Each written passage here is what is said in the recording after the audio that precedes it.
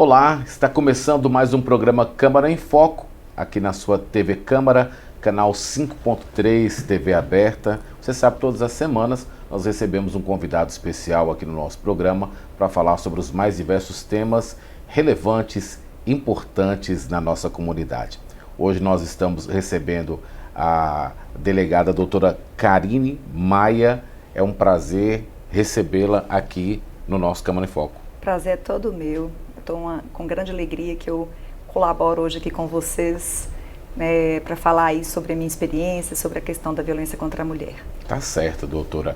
Não quer demais falar, né? A doutora Karine, ela é delegada de polícia, classe especial da Polícia Civil de Minas Gerais, é titular da Delegacia Especializada de Atendimento à Mulher em Montes Claros desde 2013, também é pós-graduada em Direito Processual, professora de Direito Penal, um currículo extenso para a gente abordar um assunto muito importante. Além de tudo, a delegada, ela é palestrante e também autora, contribuindo aí com a sua obra sobre o impacto da pandemia no direito e também estudos sobre temas como a Lei Maria da Penha e o feminicídio.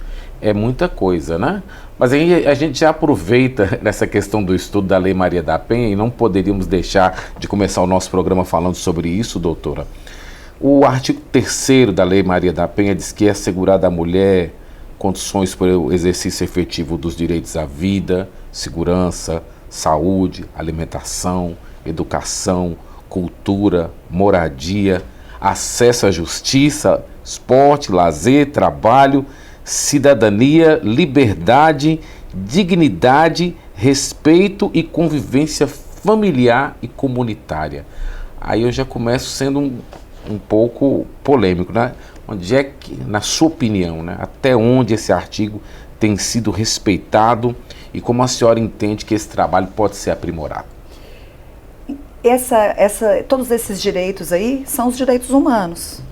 São direitos que todas as pessoas precisam ter. Qualquer ser humano tem que usufruir desses direitos. E por que então uma lei que precisa exigir que sejam respeitados esses direitos das mulheres?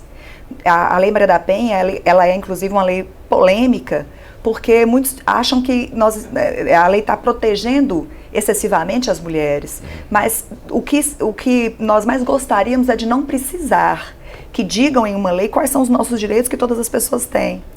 Infelizmente, é preciso uma lei para nos proteger, não porque nós queiramos isso, porque foi preciso ter uma lei para dar uma proteção maior às mulheres, em razão de uma alta estatística de violência contra a mulher, principalmente no âmbito doméstico. Nós sabemos que, culturalmente, as mulheres ficaram subjugadas. As mulheres foram tratadas sempre como pessoas menos importantes que os homens. Nós fomos voltar há pouquíssimo tempo, se você analisar a história. Nós fomos ter direito a ter o próprio negócio, a poder viajar sem autorização do marido, no Estatuto da Mulher Casada. Então, nós avançamos, estamos ainda avançando, mas é muito lento esse avanço. Então, essa Lei Maria da Penha, que garante os nossos direitos, principalmente no que tange à violência, é uma lei que surgiu e o que nós mais queremos é que um dia ela não precise mais existir. E nós sabemos que, infelizmente, nós ainda não temos políticas públicas suficientes para fazer valer a lei.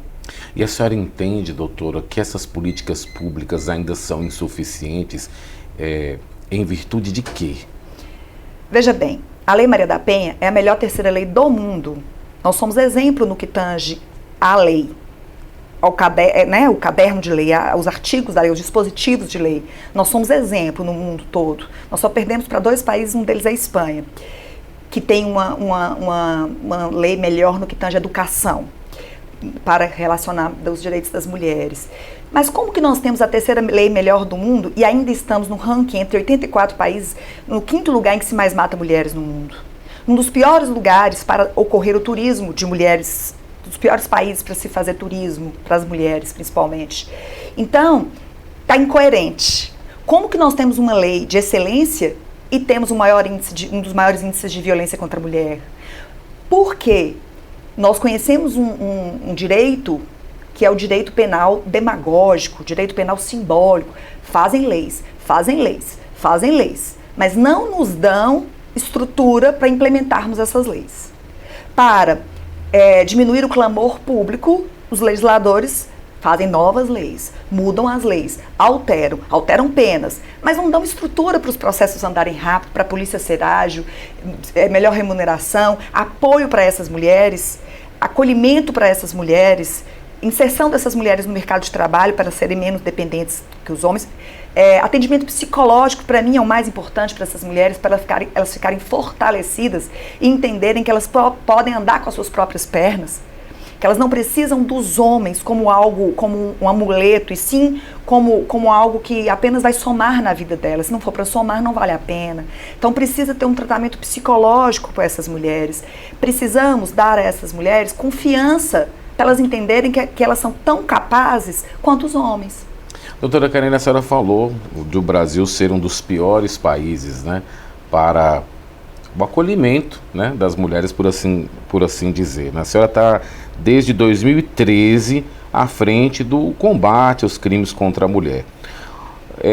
O Monitor de Feminicídios do Brasil, ele divulgou os dados atualizados agora em 2024, revelando assim, um aumento alarmante nos casos de feminicídios, né?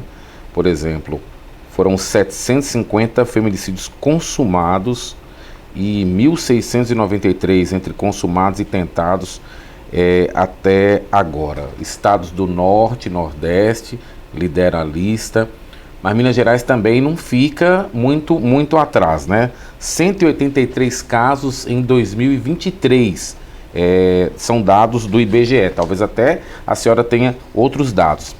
A que a senhora atribui esse paradoxo aí, né? Sim. Que até a senhora acabou de citar, né? E também, que avaliação a senhora faz da nossa região?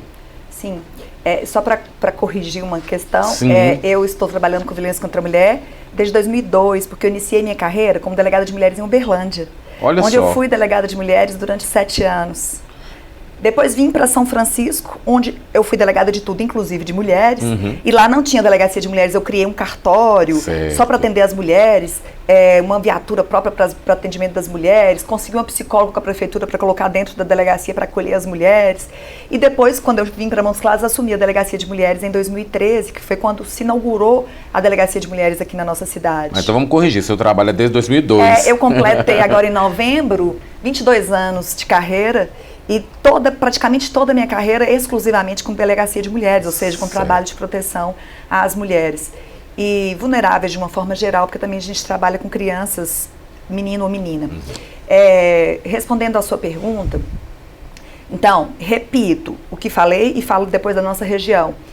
Nós não resolveremos a violência contra a mulher só aumentando pena de feminicídio, só aumentando pena, só criando mais leis que impõem. Se nós não conseguirmos implementar, dar estrutura para quem está aqui embaixo na linha de frente, se nós não conseguirmos cuidar das mulheres, o que eu venho observando isso empiricamente, trabalhando na linha de frente com as mulheres a vida toda, durante toda a minha carreira. Meu primeiro cargo foi como delegada, passei no concurso, saí da Unimontes aqui, passei no concurso e assumi como delegada de mulheres. Então, a minha experiência é toda com violência contra a mulher. O que eu observo? Nós precisamos parar de endemonizar os homens. Não que não tem que ter a repressão, vejam bem, tem que ter a repressão, mas o foco tem que ser em levantar as mulheres. Uma mulher autoconfiante, uma mulher amparada, uma mulher que se capacita, uma mulher que tem liberdade, inclusive financeira, ela não ficará com um homem violento. Porque o que acontece muito? Hoje as mulheres denunciam muito mais. A medida protetiva é um instrumento maravilhoso aí da Lei Maria da Penha, um instrumento que, a meu ver, é o que funciona na Lei Maria da Penha, são as medidas protetivas. E as mulheres pedem as medidas protetivas, denunciam mais porque tem programas como esse, porque tem mais divulgação na mídia, porque tem se falado mais sobre a Lei Maria da Penha, sobre a violência contra a mulher. Só que nós não fortalecemos as mulheres o suficiente, com todo esse apoio, inclusive psicológico, para que elas não voltem com esse agressor. Então, o que a maioria faz? Ou volta com esse agressor, ou perdoa o filho, o neto, e recebe de volta, e vai lá e retira a medida, e vai lá e pede para não dar continuidade ao processo, ou elas até largam desse, mas arrumam outro agressor. Então, nosso foco precisa ser com as mulheres, autorresponsabilizar as mulheres, tratar as mulheres como pessoas adultas e capazes. E a gente sabe que as mulheres são vítimas nesse contexto, mas nós não podemos vitimizá-las. É diferente. Não tratar as mulheres como coitadinhas. Elas têm que denunciar, têm que tomar providências, a gente tem que ampará-las, acolhê-las, todas elas, mas empurrá-las e dar estrutura para essas mulheres andarem com as próprias pernas. Então nós só vamos conseguir acabar ou diminuir a violência. A gente sabe que o Brasil é um país extremamente violento. Então esse índice de feminicídio ele acompanha a violência que existe no nosso país.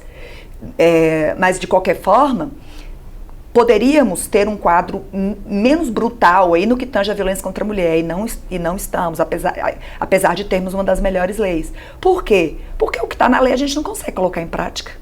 A gente não consegue dar celeridade aos processos para gerar sensação de eficiência, então gera a sensação de impunidade, porque fica anos para acabar um processo.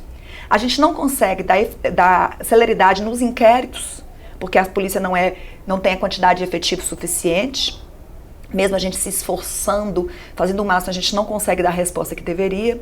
A gente não tem o suporte psicológico que está previsto na Lei Maria da Penha. A capacitação para as mulheres que não têm emprego, nem capacitação para aquelas mulheres que não têm condições. Porque as mulheres que têm condições, a gente sabe que pode procurar ali um psicólogo, um psiquiatra, tem apoio da família muitas vezes, mas e as que não têm? E aquela Dona Maria que mora na favela e que mal sabe ler? Como que nós vamos falar para ela que ela precisa andar com as próprias pernas? A gente precisa ter a mão do Estado ali, a mão da coisa pública ajudando essa mulher.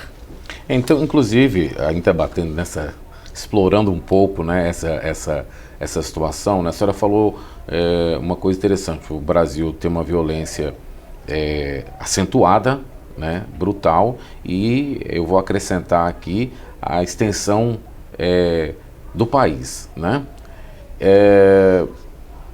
Os indicadores sociais do IBGE, eles apontaram que a mulher, ainda falando sobre essa questão, que a mulher pobre, ela aumentou muito a sua participação na força de trabalho e, em contrapartida, diminuiu sua graduação, né, para poder ter essa sustentabilidade. Como é que a senhora, né, enquanto defensora pública, entende que o grau de instrução está relacionado, né, ou influencia nessa aceitação da violência, principalmente por parte da mulher? Eu acho que, em que pese nós sabermos que mulheres esclarecidas, mulheres bem-sucedidas, mulheres empoderadas no sentido de financeiramente falando, muitas delas ficam em relacionamentos violentos. Certo. A violência contra a mulher, ela ocorre em todas as classes sociais, em todos os níveis de educação, de intelectualidade, mas eu concordo que pessoas menos esclarecidas, pessoas com menos condições, elas vão ser mais submetidas à violência. Elas vão ter mais dificuldades de sair dessa violência. É um tema complexo, porque depende muito de cada mulher se autoconhecer, entender por que ela se submete àquela violência, porque viu o pai sendo violento com a mãe, porque teve uma questão de ancestralidade da avó, da bisavó, que veio passando na família, de entender, de achar que as mulheres precisam ser casadas para serem aceitas pela sociedade, daquela preocupação que as mulheres têm de depender de ser casada. O maior prêmio de uma mulher é conseguir um casamento. Isso precisa mudar, porque realmente a família é algo muitíssimo importante. Mas, se valer a pena, se aquele companheiro for alguém que for somar na sua vida, for uma mala sem alça para você carregar, não vale a pena. Então nós precisamos mudar esse enfoque para as mulheres. As mulheres precisam entender primeiro, que marido não pode ser quem é visto como o seu provedor, no sentido de que agora arrumei, não preciso mais preocupar com o meu sustento, que eu arrumei um marido. A gente tem que mudar isso. Não que as mulheres não possam combinar ali com os maridos de não trabalhar, cuidar dos filhos e ele prover, mas seja uma negociação entre o casal. Eu estou dizendo daquela mulher que quer marido para provê-la, que não quer ir para o mercado de trabalho, que tem preguiça de ir para a vida, que foi criada para ser dona de casa, que foi criada para não ir para o enfrentamento. Nós temos que estar preparadas para, caso não conseguirmos uma pessoa bacana, uma pessoa que vale a pena, nós possamos andar com nossas próprias pernas. As mulheres, elas têm uma tendência de super proteger. Isso é da mãe com o filho, da avó com o neto. A gente sempre cede, a gente sempre flexibiliza. E eu acho que é próprio da mulher essa flexibilidade. Mas a gente não pode tolerar desrespeito e não pode tolerar violência. E a violência não é só bater não, viu? A violência não é só bater não. Muitas pessoas não batem na mulher, mas quebra coisas em casa, humilha a mulher o tempo inteiro com palavras que machucam profundamente, menospreza nos mínimos detalhes, e ela não quer enxergar, acha que porque ele provê, porque ele paga as contas, acha que porque ele é bom para os filhos, porque tem homem que é agressor com as mulheres e é bom para os filhos. Tem mais esse que a mulher fica suportando porque ele é bom para os filhos. Mas ele não pode ser bom, ele estar ali com aqueles filhos presenciando aquilo, não pode ser bom para os filhos. 70% das mulheres ficam nas relações por causa dos filhos. E 70% das mulheres saem das relações quando elas entendem que aquilo faz mal para os filhos. Quando começa a refletir neles, eles começam a se cortar, os adolescentes começam a dar problemas com drogas, porque eles não querem os pais vivendo na mesma casa, trocando farpas e se agredindo. Eles querem uma família saudável, ainda que sejam distantes um do outro, mas que seja algo saudável. Então, você perguntou sobre a nossa região na outra pergunta e eu acabei não dizendo. Sim. Nós temos aqui em Montes Claros, que a gente atende aqui em Montes Claros e zona rural, as cidades perto não. Nós temos em Montes Claros uma realidade um tanto quanto, como em todos os lugares, aqui não é diferente, preocupante. Porque nós trabalhamos, nós fazemos, nossa delegacia de mulheres em Montes Claros, Polícia Civil, né, é modelo em Minas Gerais. Tanto é que agora a chefe de polícia vem aqui no dia 25 inaugurar uma sala que nós temos de depoimento especial para crianças e adolescentes, que está sendo a sala referência no estado. Então nós temos uma estrutura muito, muito bacana de delegacia de mulheres, no sentido de profissionais treinados, de acolhimento, de conduzir bem os casos, no máximo que a gente pode, né, dentro da estrutura que nós temos, e mesmo assim a delegacia só vive lotada. Ou seja, precisa mais que isso. Precisa mudar a cultura, precisa mudar as pessoas entenderem, ser falado mais isso nas escolas, acabar com os preconceitos. E vou te falar mais uma coisa. Eu venho percebendo que as mulheres são mais preconceituosas que os homens. E eu achava, não, é uma ou outra. Não, as mulheres são mais preconceituosas que os homens. Eu costumo dizer que eu vejo mais mulheres machistas do que os homens. Porque lá no fundo, no subconsciente, é cômodo para algumas mulheres ficarem submetidas aos homens, porque elas não têm que sair de uma zona de conforto. Só que isso gera problemas no futuro, gera problemas para a prole, gera problemas para a nossa sociedade como um todo. Bom, muito bem, né? Nós vamos para um breve intervalo, a gente vai continuar a falar sobre esse assunto, né? Eu gostaria de abordar também algumas questões psicológicas e principalmente essa questão técnica, né, da polícia no combate à violência da mulher. Nós vamos para um breve intervalo, daqui a pouquinho a gente volta com esse nosso bate-papo com a doutora Karine Maia, delegada de polícia da mulher aqui em Montes Claros. Já já a gente volta.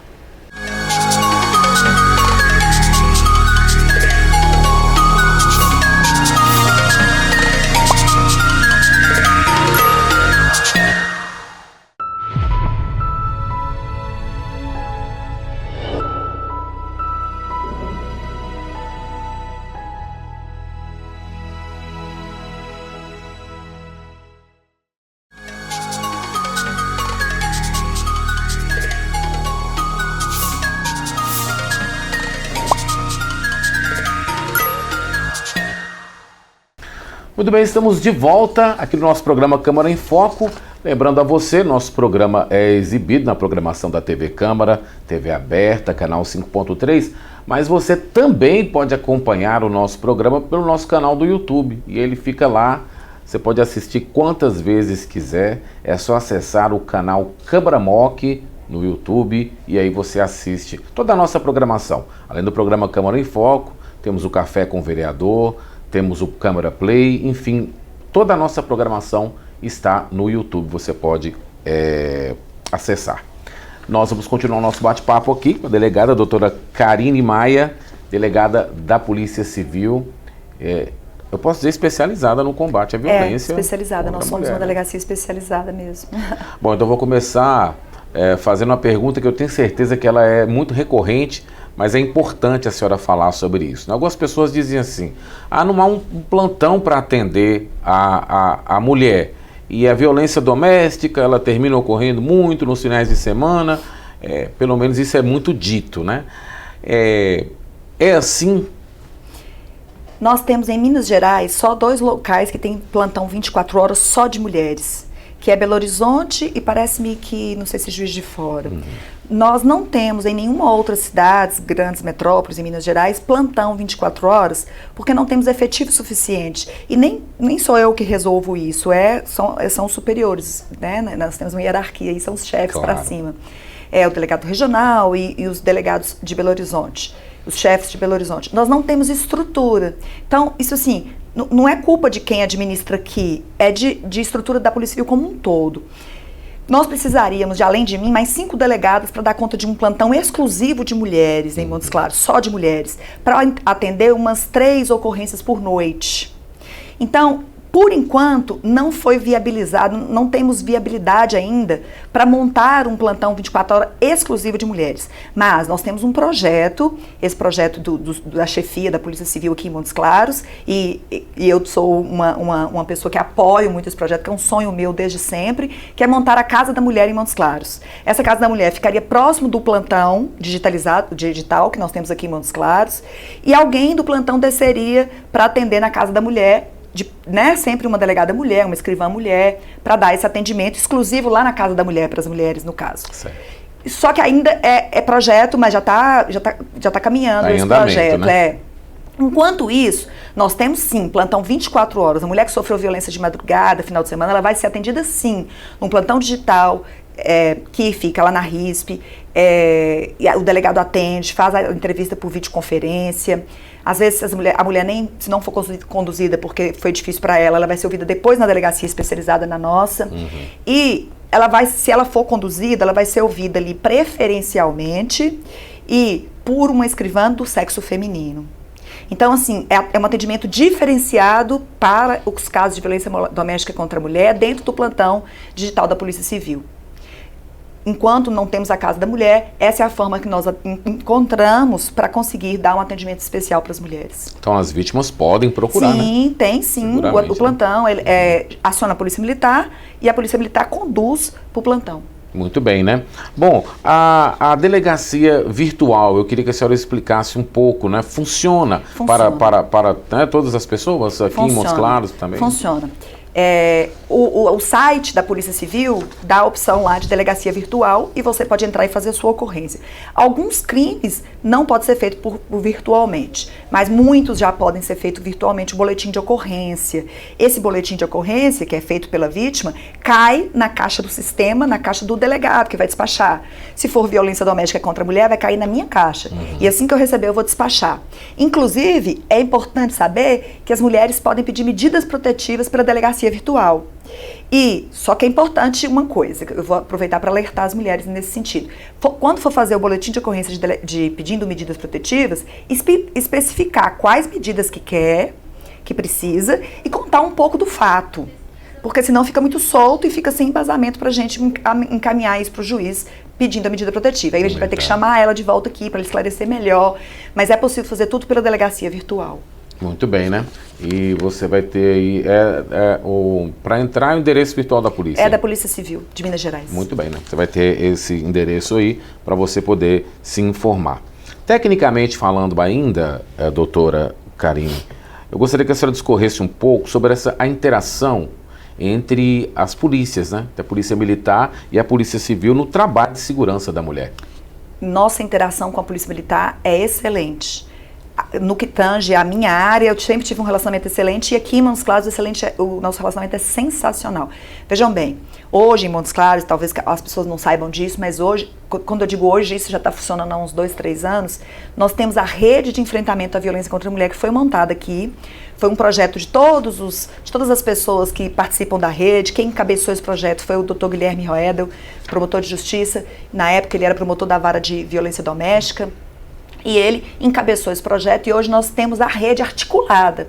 E temos o CRAM, que é o Centro de Referência de Atendimento à Mulher, que é mantido aí pela Prefeitura e tem ali vários profissionais que atendem as vítimas com atendimento psicológico, assistência social, dá esse suporte à vítima que ainda que pequeno, que a Lei Maria da Penha prevê, mas já é alguma coisa, já é um passo. Lá também tem a OAB Mulher, que está presente lá para dar suporte às mulheres, para entrar com ações cíveis, orientações jurídicas, porque a violência doméstica vem acompanhada de várias outras questões para serem resolvidas na vara de família, na vara civil. Então, hoje nós temos esse centro de referência, essa rede de enfrentamento, e a Polícia Militar faz parte dessa rede. E nós temos a PPVD, Patrulha de Prevenção à Violência contra a Mulher, que juntamente com a Polícia Civil, Delegacia de Mulheres, a gente faz esse trabalho bem orquestrado entre as duas instituições, porque tudo que nós precisamos até hoje, que a gente recorreu à PPVD, eles nos ajudaram. Então eu só posso dizer que funciona muito a nossa parceria.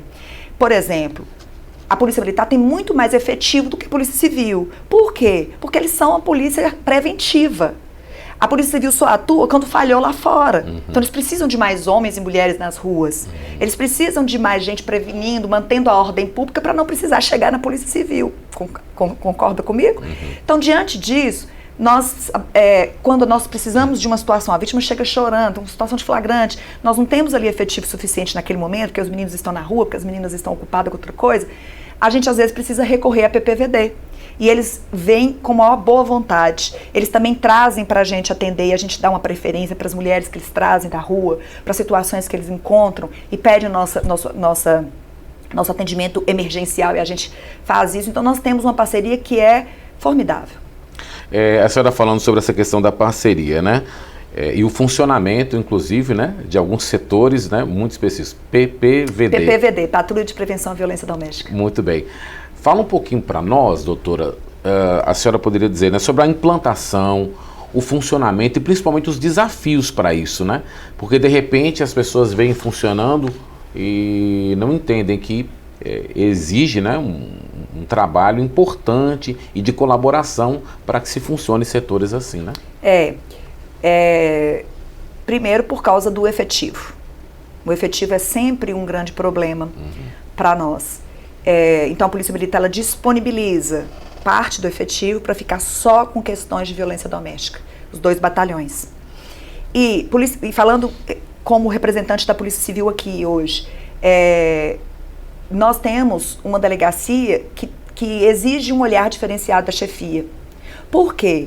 Porque não é porque nós somos melhores, nem piores, nem nada. É porque lidamos com um tipo de violência muito peculiar e muito delicada. É muito mais fácil você ir numa delegacia denunciar um ladrão que entrou na sua casa e roubou sua televisão do que você entregar para a polícia o seu filho, o seu marido, o pai dos seus filhos, o seu companheiro, o seu ex-marido, que ainda é quem te ajuda ali no sustento dos seus filhos, que pode... A maioria das mulheres, quando denuncia o agressor, ele para de ajudar financeiramente. Ou porque vai preso, ou por represália mesmo, vingança. E inclusive afasta dos filhos, isso é um grande sofrimento para a mãe, quando os pais afastam dos filhos para vingar das mulheres, mas as mulheres precisam ser fortes e corajosas para entender que faz parte do processo, que é preciso enfrentar a realidade do que ficar mascarando a realidade. Então, a Polícia Civil precisa olhar e olha com um olhar mais atento para a questão da violência contra a mulher. Até mesmo porque é no seio familiar que nasce, que se cria, que se transforma. A pessoa que vai ser um cidadão bacana, bom, um cidadão de bem, ou alguém que vai para o crime. É aqui no seio familiar o início de tudo. Então nós precisamos cuidar de uma família, buscar sempre uma família harmoniosa e combater a violência dentro de casa. Então nós vamos até lidar com esse assunto psicológico, essa questão, né? Toda essa questão emocional, daqui a pouquinho, no nosso último bloco, para a gente falar um pouco sobre isso e também prospectar, né, o futuro aí, né, em relação ao combate à violência doméstica. A gente volta já já, você está assistindo o programa Câmara em Foco, aqui pela TV Câmara. Até já.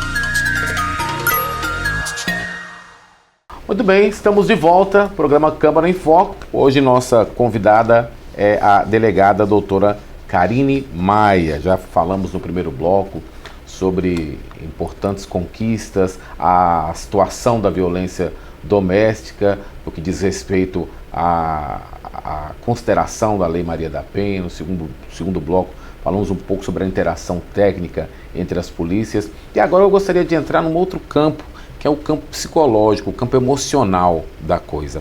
Eu queria que a senhora descrevesse para a gente um pouco, doutora, o perfil, né? O perfil, eu sei que o assunto já é bastante abordado, mas não custa eu dizer, né? Como é que tem sido o perfil da mulher que se submete à violência doméstica?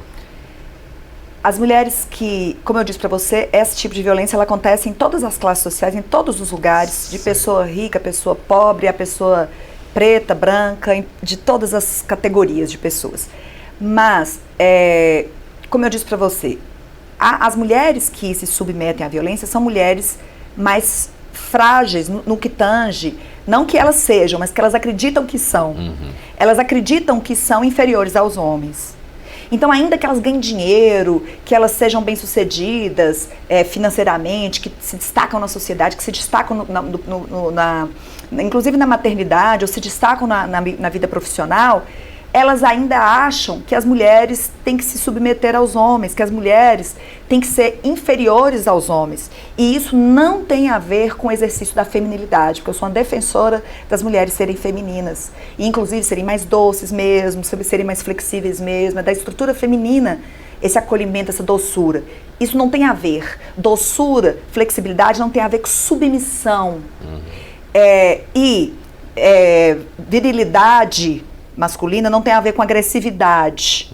Você não precisa, um homem para ser viril, ele não tem que ser grosseiro, agressivo. Então é tudo isso que as pessoas precisam entender.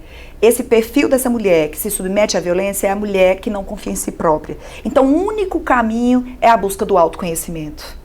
Já que você entrou no campo que eu gosto, que é falar sobre a psicologia, o único caminho é essa mulher se conhecer, é essa mulher entender por que ela se submete, desconstruir questões, porque todos nós somos machistas em desconstrução, nós precisamos desconstruir o que nós aprendemos.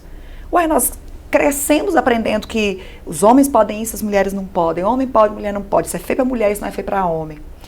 E entender que as mulheres precisam sim. Outro dia eu vi uma frase no Instagram daquela Gabriele Prioli, não sei se o pessoal conhece, ela, uma frase que tiraram dela de um programa dela da GNT, dizendo o seguinte: as mulheres, a gente não precisa encarar as mulheres como frágeis demais para precisar de homem o tempo todo, para proteção do homem o tempo todo, e nem que sejam poderosas demais que não precisa dos homens, que dá conta de tudo sozinha.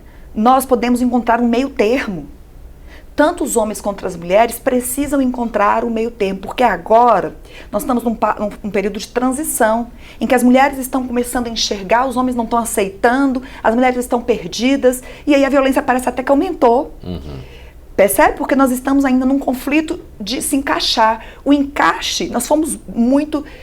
e assumindo tudo para nós, as mulheres agora, as poderosas, as que vai para o mercado de trabalho, mas ainda não ajustamos essa questão do verdadeiro poder que está aqui dentro da gente, das mulheres continuarem desenvolvendo a sua essência feminina, não perder a sua essência feminina, e os homens não perderem o masculino, porque aí desajusta demais. Quando o homem perde o masculino por causa do crescimento da mulher e vice-versa, quando as mulheres também se perdem nesse crescimento, isso desestrutura mais ainda o casal e as relações entre homens e mulheres. Então eu acredito muito que é preciso haver se manter as características femininas e masculinas, e isso não tem a ver com se submeter, nem tem a ver com humilhar, se sobrepor, pisar, nem de um lado nem de outro. A senhora falando sobre esse equilíbrio, como conseguir? Como conseguir?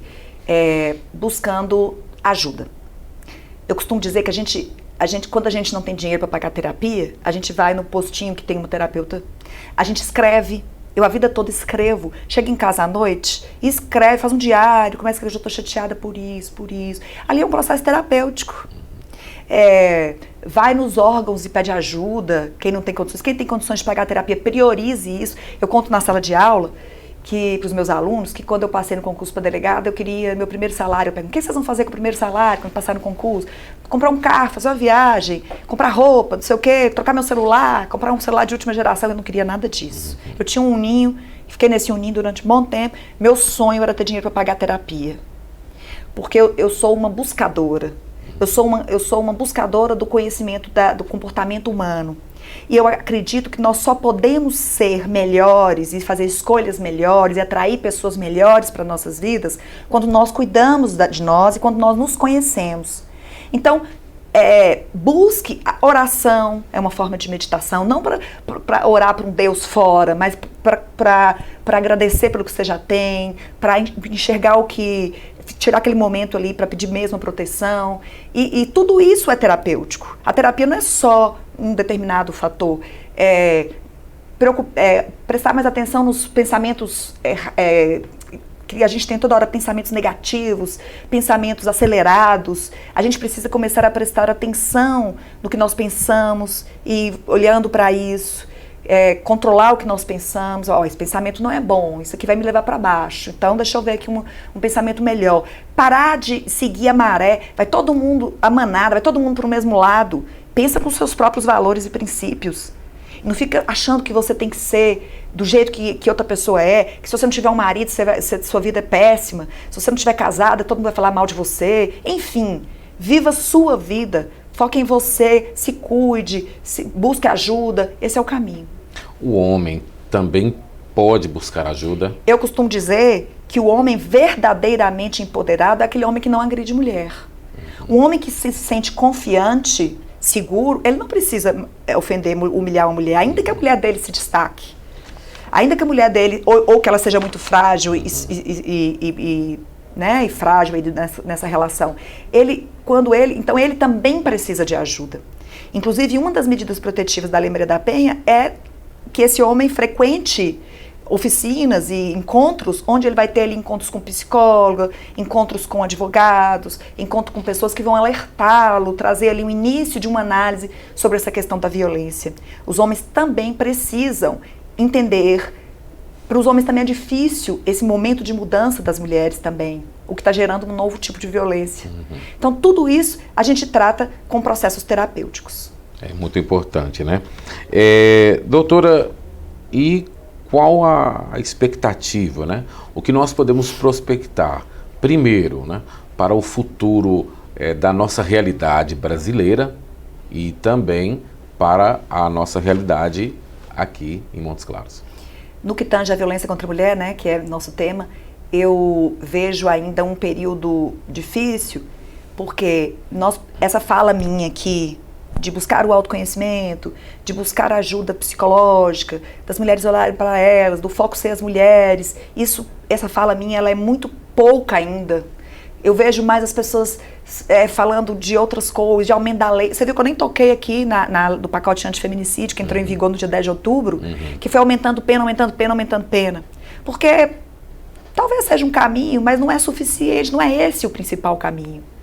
Então, num país em que nós não temos políticas públicas para atender o povo, as pessoas que não têm condições, eu vejo ainda uma dificuldade muito grande para nós superarmos a violência contra a mulher. Num país ainda que a violência contra a mulher não é falada de forma tranquila nas escolas e que ainda temos pessoas com ideologias e com questões ainda muito machistas, eu acho ainda difícil nós avançarmos. Mas eu tenho esperança de que as mulheres foram e agora elas vão começar a ver que o caminho não é bem esse, os homens também perceberem que o caminho não é esse. O que nós precisamos é mesmo investir em estrutura para dar mais respostas para a sociedade. A senhora falou que o autoconhecimento é muito importante, né? Qual o papel da educação, na sua visão, né, para poder transmitir esse conhecimento para as mulheres e, sobretudo, para os homens, que na sua maioria são os causadores da violência? Sim, a educação é o principal, na verdade, para tudo, né?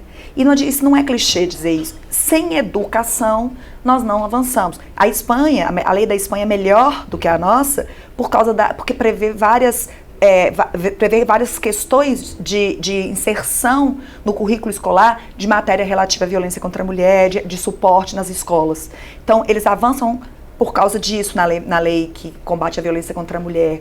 Então, a educação, falar sobre violência contra as mulheres na escola, sem esse protecionismo exagerado às mulheres, sem demonizar os homens,